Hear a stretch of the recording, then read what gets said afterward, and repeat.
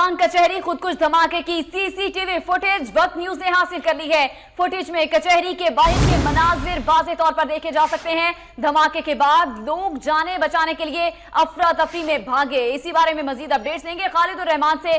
Khalid, CCTV footage मंजर आम पर आ गई है, मजीद अपडेट कीजिए।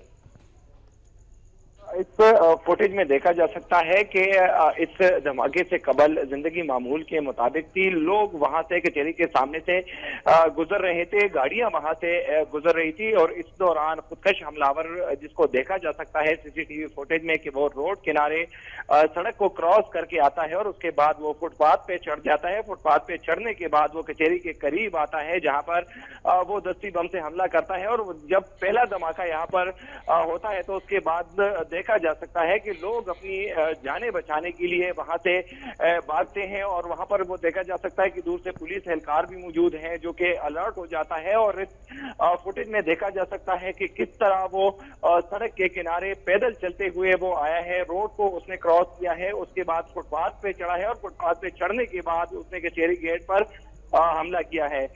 तो इस फुटेज में जिस तरह पहले मैंने बताया कि खुदकश हमलावर को भी इसमें देखा जा सकता है और इससे काफी मदद मिलेगी तहकीकात में।